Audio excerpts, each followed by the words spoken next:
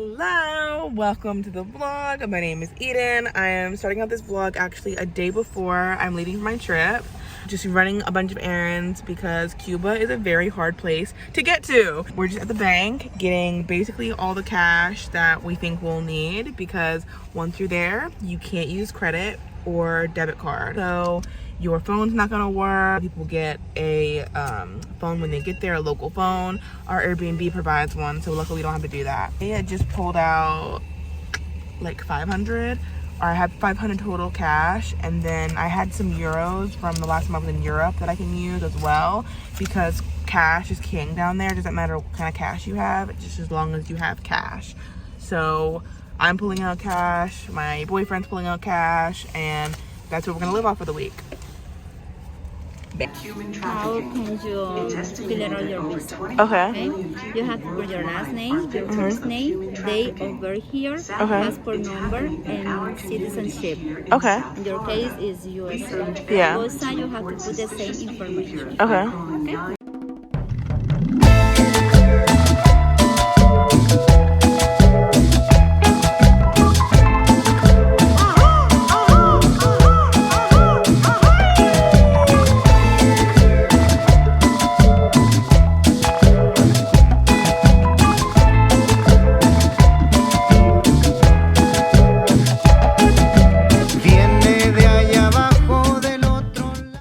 Welcome to our cute little Havana apartment.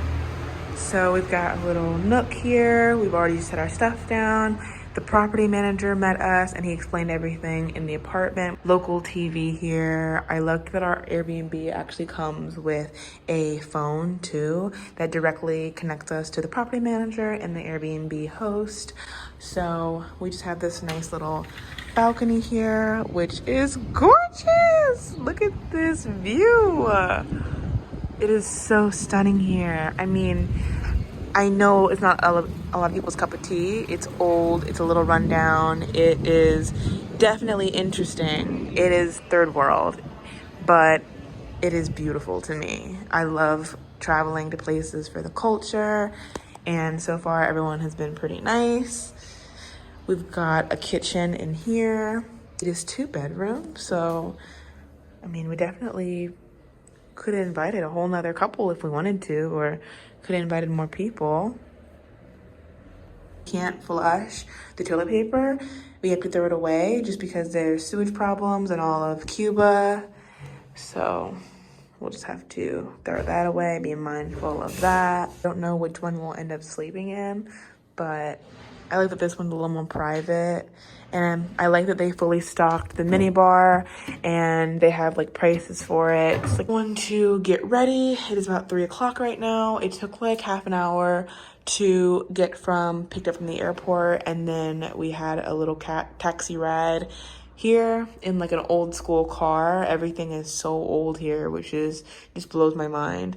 So we're gonna get ready, maybe take a nap if we have time, and then go downstairs to meet our driver at 5 o'clock because we were riding in a classic convertible to show us around town. So I thought that'd be a great way to start off the trip and just kind of get acclimated to everything so we don't know where we are. We are getting picked up for our convertible ride. This is night 1. I'm just wearing this little dress. We brought like a little button down. I always pack a white button down with me when I'm going on vacation. It's so timeless and you can wear it with everything. Hoops and then just a little headband. The university students, and this statue, which was placed in here in 1918, one of the biggest squares in the world with 72,000 square meters, and the highest point of the town with 141 meters.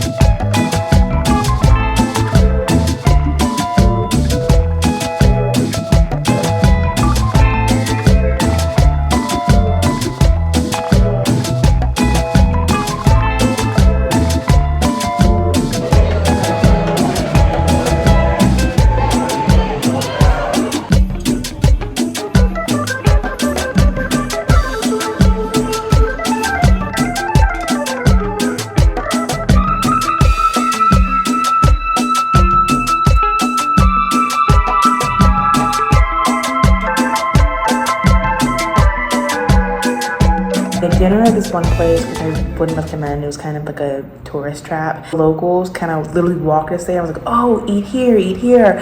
But the food wasn't great. Shared something and it was $30 for that, fish and cheese and water bottles.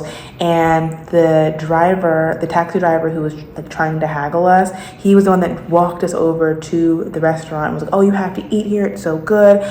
But I'm pretty sure he had a link to somebody at the restaurant, which is why he sent us there, because as soon as we were walking out of the restaurant, he was waiting for us to try to get a ride back to our Airbnb.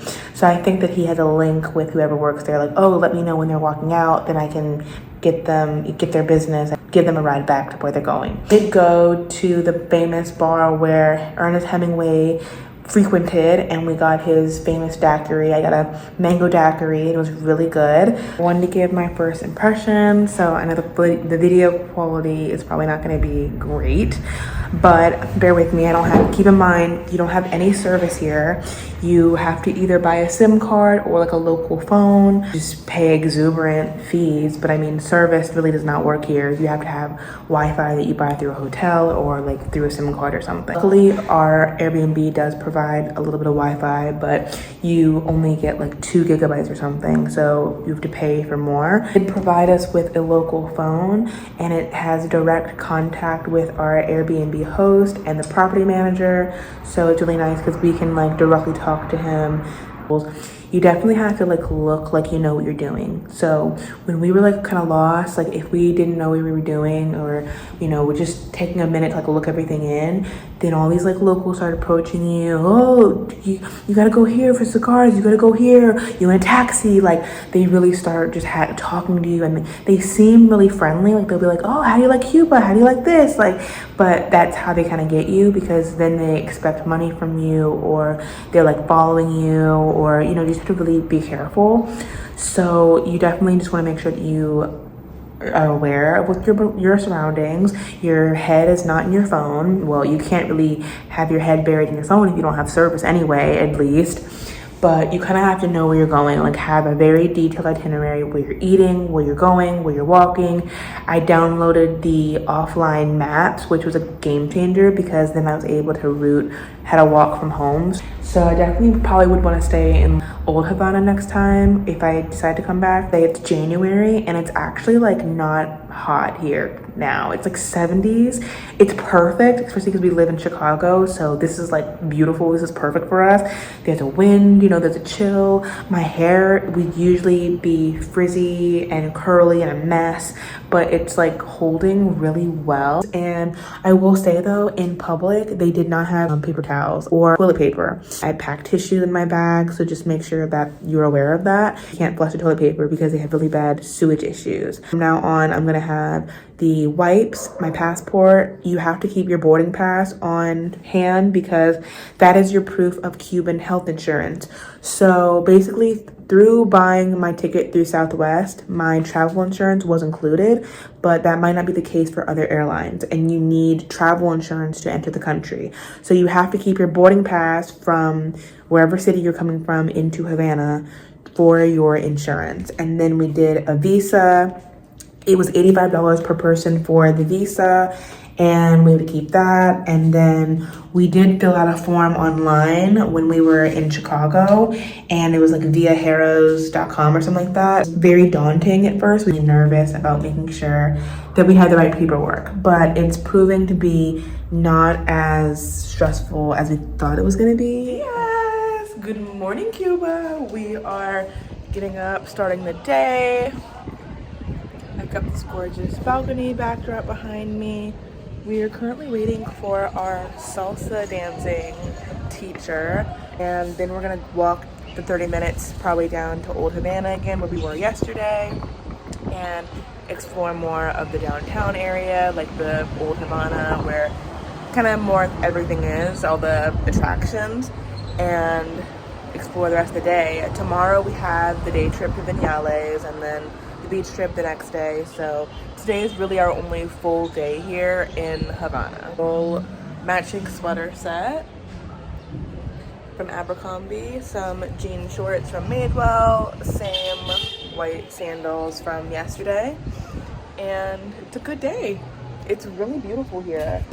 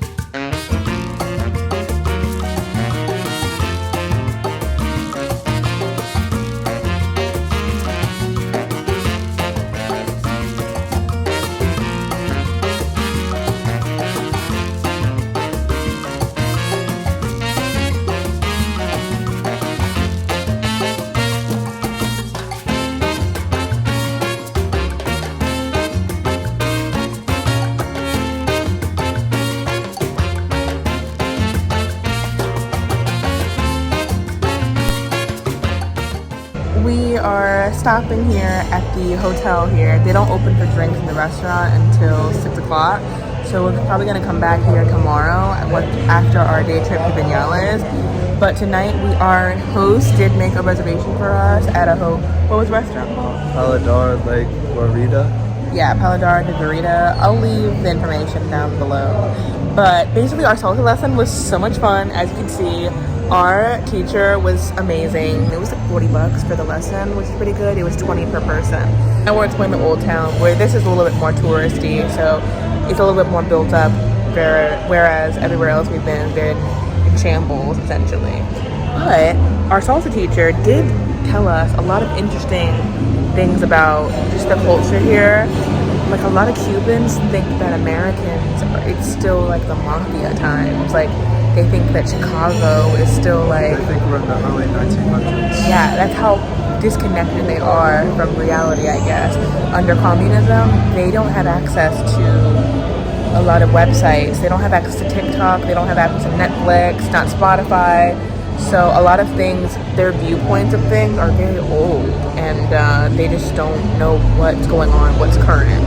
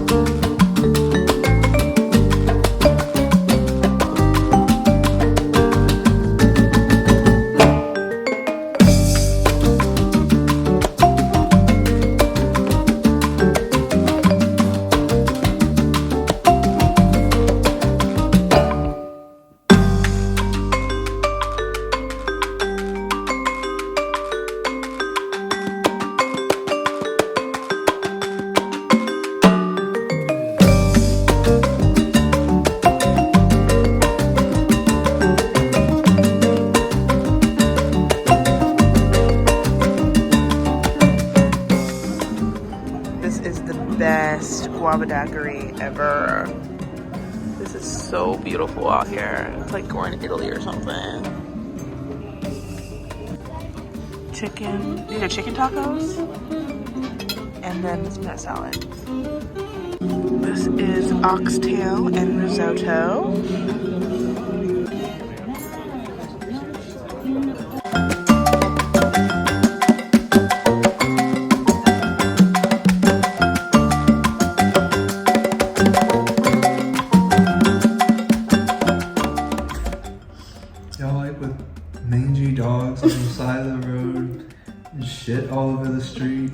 It smelled like butt. Emissions. What did you say we're gonna do tomorrow? Start a revolution. People only make like 30 Cuban pesos a month. And people don't work here. He said, Lazy. Not because they're lazy, it's because if you work for the government, you're not gonna make money. So everybody here basically works like side hustles or works something illegal, like trading illegal goods. Like, and when I say illegal goods, it's like fruit. We're just so lucky to live where we live and to be in America where there's just freedom and it just puts everything into perspective. Like you think that, oh, you think you're middle class or you think you're poor, or you think that, oh, you don't have what everybody else has. When you come here, it's eye-opening because you have way more than a lot of people in the world. We've just been humbled.